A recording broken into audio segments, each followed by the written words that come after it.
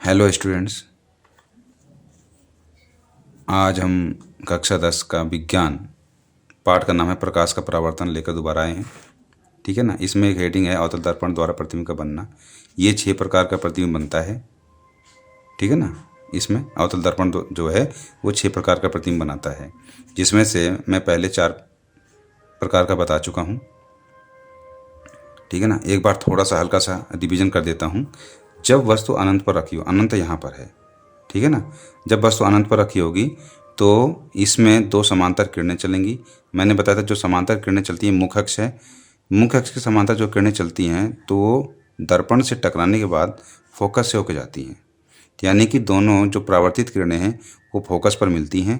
तो इसका मतलब यह है कि वस्तु का प्रतिबिंब फोकस पर बनेगा। ठीक है ना। और दूसरी हेडिंग थी जब वस्तु अनंत तथा वक्रता केंद्र के बीच में रखी हो तो इसका प्रतिबिंब कहाँ बनता है। यह है अनंत इधर और ये वक्रता केंद्र, इसके बीच में ये वस्तु रखी है मुख्य अक्ष पर। तो इससे ये किरण तो समांतर चलती है और समांतर चलने के बाद टकरा कर फोकस होकर चली जाती है। दूसरी किरण जो है वक्रता केंद्र से जाती है और उसी मार्ग से वापस लौट आती है। तो इसका प्रतिबिंब यहाँ पर बनता है और ये प्रतिबिंब जो बनता है कहाँ, सी, वक्रता केंद्र सी और एफ के बीच में बनता है। ठीक है। तो ये प्रतिबिंब जो होगा ये वस्तु से छोटा भी होगा, वास्तविक होगा और उल्टा होगा। ये सब लिख रखा है इसमें। तीसरा है जब वस्तु ए बी वक्रता केंद्र सी पर रखी हो, वक्रता केंद्र सी पर रखी हो तो ये किरण तो सी मुख्य अक्ष से समांतर जाती है और जो मुख्य अक्ष से समांतर जाती है वो किरण दर्पण से टकराने के बाद फोकस होकर गुजर जाती है। दूसरी किरण जो चलती है वो फोकस से होकर जाती है, लेकिन जो फोकस से होकर जाएगी और दर्पण से टकराएगी तो वो मुख्य अक्ष के समांतर होकर चली जाती है। दोनों जो हैं प्रतिबिंब वो वक्रता केंद्र के नीचे मिलती हैं और इसका वस्तु यहीं पर बनता है। ठीक है ना। यानी कि वक्रता केंद्र पर रखी वस्तु का प्रतिबिंब वक्रता केंद्र पर ही बनता है और ये वस्तु के बराबर होता है, उल्टा होता है और वास्तविक होता है। ये भी बताया था मैंने। और जब वस्तु ए बी वक्रता केंद्र सी तथा मुख्य फोकस एफ के बीच में रखी हो, वक्रता केंद्र सी ए रहा और फोकस ए रहा, यहाँ पर रखी हो वस्तु, तो इसका जो प्रतिबिंब बनेगा वो कहाँ बनेगा, वक्रता केंद्र और अनंत के बीच में बनेगा, उल्टा है, वास्तविक है। ठीक है ना। और वस्तु से बड़ा होगा।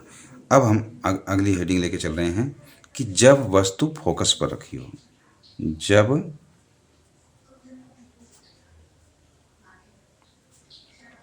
वस्तु ए बी, जब वस्तु ए बी कहाँ रखी हो, फोकस अवतल दर्पण के फोकस पर रखी हो, यानी कि फोकस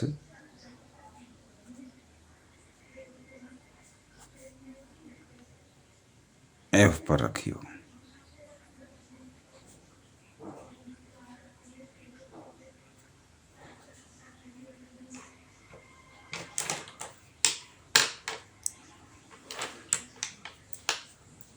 तो चलो इसका हम चित्र बनाते हैं।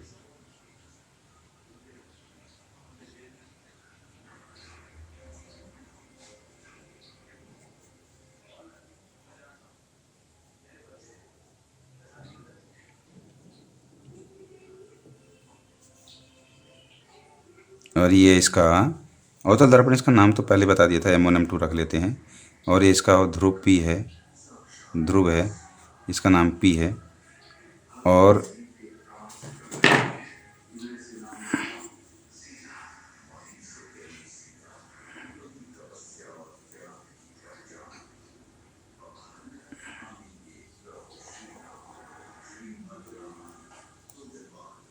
ये मुख्य अक्ष हो गया। ठीक है ना। और ये क्या चीज़ है, यहाँ पर हम मान लेंगे इसका, चलो यही मान लेते हैं, ये फोकस हो गया। और इससे थोड़ा सा और आगे चलोगे इतनी दूरी पर, यहाँ से जितनी दूरी यहाँ तक की है, पी से लेकर एफ तक की, उतनी दूरी और आगे चलोगे तो वक्रता केंद्र सी मिल जाएगा यहाँ पर। ठीक है ना। और यहाँ पर हम वस्तु रखेंगे फोकस पर। लेकिन एक चीज़ और, ये जो 2 चित्र हैं लास्ट के, इन्हें बनाने में बड़ी दिक्कत होती है। तो क्या हम ऐसा करते हैं कि वस्तु रखेंगे बाद में, तो पहले ये लाइन खींचते हैं। ठीक है ना। क्योंकि अगर हम वस्तु पहले बना देंगे तो क्या होता है कि कभी कभी ये किरण जो होती है ये वक्रता केंद्र से एक सीधी निकलेगी और हम वस्तु पहले यहाँ रख दिए तो वस्तु जो होगा वो किरण से ऊपर निकल जाएगी या नीचे रह जाएगी, तो थोड़ी सी दिक्कत हो जाती है। तो इसको बनाने के लिए क्या करेंगे हम, पहले ये किरण खींच लेंगे।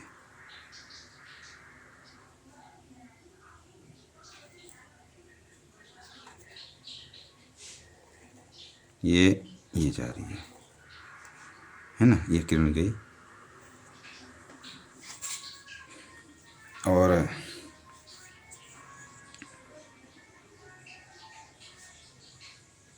अब हम वस्तु बना सकते हैं इस पर। ये वस्तु खड़ी हो गई, ठीक है। और ये अब इसकी एक किरण सीधी चलेगी, किसके, मुख्य अक्ष के सीधे में। ये एक मिनट, ऐसे हो गया सीधी, ये सीधी जा रही है, ठीक है ना। ये गई सीधी, दर्पण से टकराई, और टकराने के बाद अच्छा जो मुख्य अक्ष के समांतर किरण जा रही है, तो पहले मैंने बता ही रखा है तुम्हें कि मुख्य अक्ष की जो समांतर किरण चलेगी, टकराने के बाद फोकस से होकर जाती है।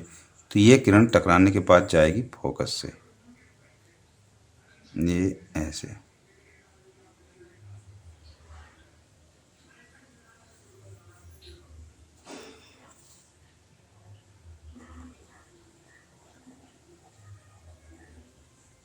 ऐसे हो गया ना, ओह चलो ठीक, कोई ना। तो ये किरण परावर्तित होगी, और ये किरण मुख्य वक्रता केंद्र के सीध में जा रही है, वक्रता केंद्र के सीध में गई और टकराकर उसी मार्ग से वापस लौट आती है। तो देखिए ये किरणें कहीं आपस में मिलती नहीं है, तो कहाँ मिलेंगी, ये अनंत पर जाकर मिलेंगी, ठीक है ना। अब इसका, ये तो तुम्हारा M1 था, तो इसका नाम कुछ भी रख दिया करो, जैसे MN रख दिया, M, और ये N हो गया, रख दो कुछ भी नाम। तो इसका मतलब ये है कि वक्रता, सॉरी, फोकस पर रखी वस्तु, इसका नाम रख देते हैं AB।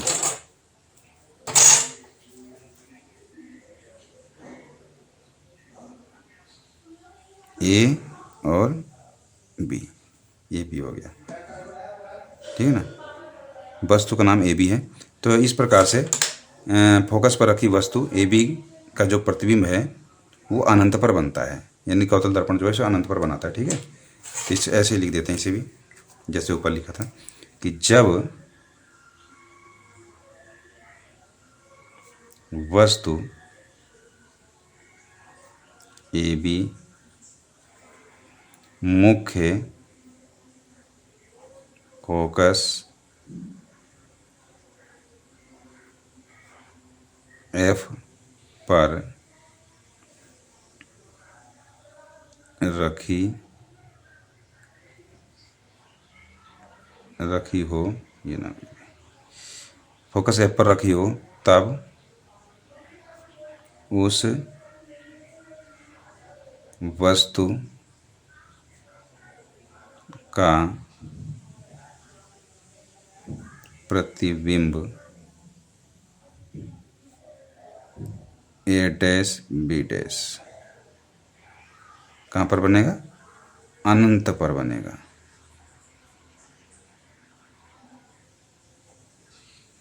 अनंत पर बनेगा।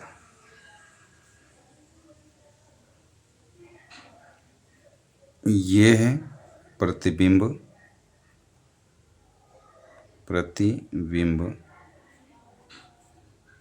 वस्तु से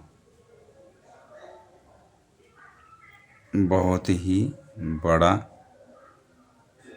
उल्टा तथा वास्तविक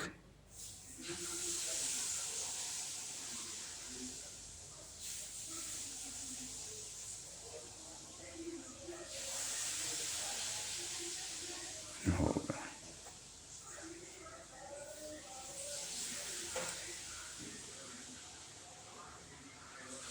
ठीक है ना। तो इस तरह से ये जो वस्तु का प्रतिबिंब बनता है, अगर उल्टा बनेगा तो वास्तविक होगा, पहले बता दिया था मैंने। और अब लास्ट है इसका जो छठा पॉइंट है, वो इधर है, बना रहा हूँ मैं, ये पेज भर गया तो दूसरी तरफ बनाना पड़ता है। ठीक है,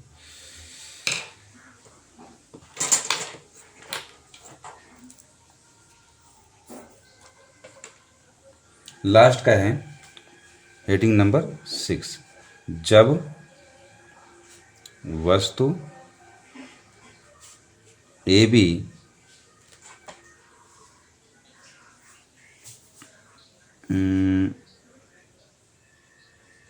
अवतल दर्पण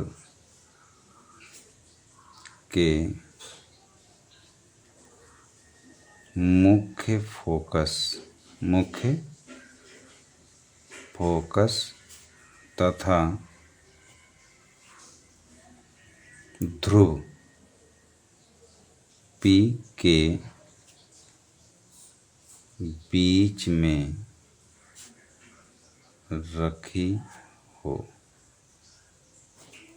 यानी कि जब वस्तु ए बी अवतल दर्पण के मुख्य फोकस एफ, मुख्य फोकस इसका एफ नाम लिख दो, मुख्य फोकस एफ तथा ध्रुव पी के बीच में रखी हो, तो उसका प्रतिबिंब कहाँ पर बनेगा। तो इसका चित्र बना रहा हूं मैं। ये क्या है, ये है अवतल दर्पण।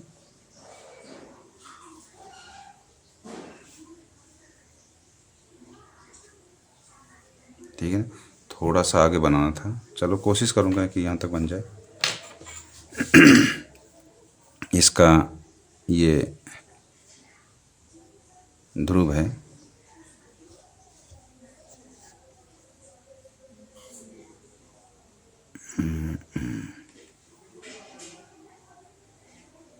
ये इसका मुख्य अक्ष है।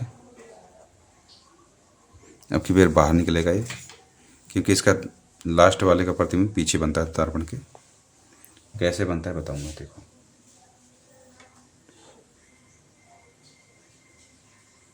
ये इसका यहाँ मान लेता हूँ, यहाँ पर एफ है और आगे चले जाओ, यहाँ पर ये वक्रता केंद्र सी हो गया। अब वस्तु इसके बीच में रखी है यहाँ पर, चलो यहीं पर रख देता हूँ, मान लो यहाँ पर वस्तु रखी है, तो उसका प्रतिबिंब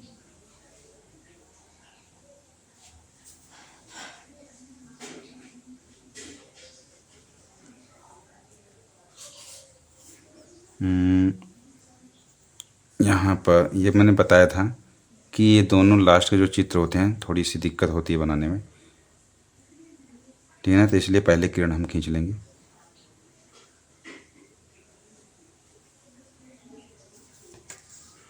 कैसे, चलो ये ऐसे,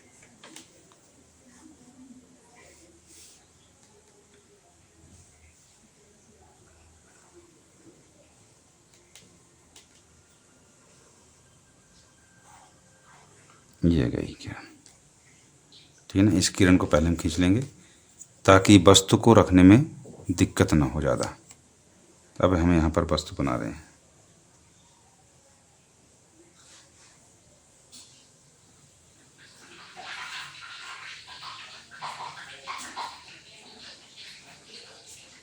ठीक है, सीधा सीधा हो गया ये। अब इससे एक किरण जो कि मुख्य अक्ष के समांतर जाएगी, ठीक है ना, ये रहा ऐसे। चित्र मैंने बता दिया कि जितना साफ बनाओगे बोर्ड में, टीचर उतना ही बढ़िया नंबर देता है, क्योंकि साफ चित्र होगा तो टीचर को आसानी से समझ में आ जाएगा और जल्दी जल्दी नंबर देता चला जाता है। आगे देखिए,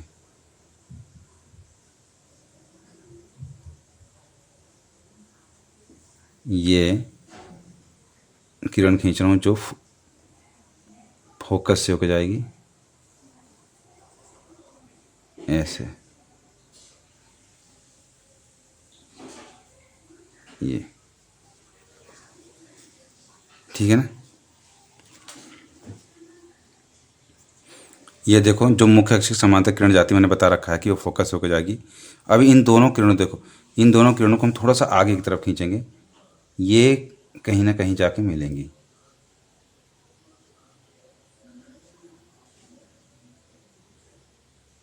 मतलब मिलती हुई प्रतीत होती, मिलती नहीं है वैसे, क्योंकि दर्पण के पीछे तो चित्र बनता ही नहीं है, लेकिन हमें आभास होता है कि ये दर्पण के पीछे कहीं मिलेंगी।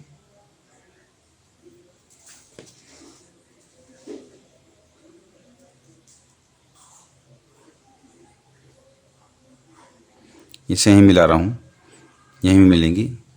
इसे मिल तो नहीं रही है, लेकिन हम अब मजबूरी आगे पेज नहीं है तो यहीं मिला दे रहा हूँ। ये यहाँ पर ये, तो इसका प्रतिबिंब जो बनेगा कहाँ बनेगा? दर्पण के पीछे, यहाँ पर। इसका नाम ए डैश और बी डैश है, सीधा है यहाँ पर तो आभासी भी होगा, ठीक है ना। इसका ये ध्रुव नाम पी रख दिया है, M1 M2 अवतल दर्पण का नाम हो गया, और वस्तु का नाम ए बी रख दिया है, और ये परावर्तित किरण है। अब इसके बारे में लिखेंगे। समझना, जब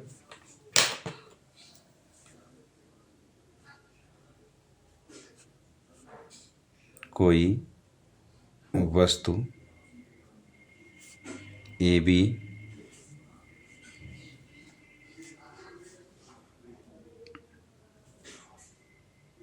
मुख्य फोकस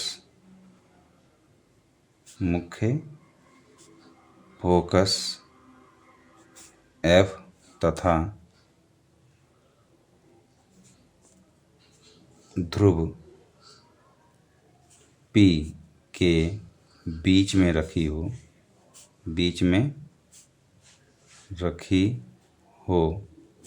तब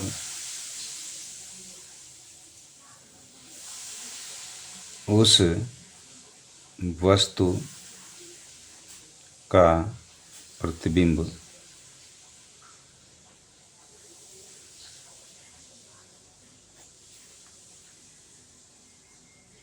ए डैश बी डैश अवतल दर्पण के पीछे, अवतल दर्पण के पीछे बनता है। यह प्रतिबिंब वस्तु से बड़ा, उल्टा, वस्तु से बड़ा, अरे उल्टा नहीं सीधा, सॉरी, वस्तु से बड़ा, सीधा तथा आभासी होगा,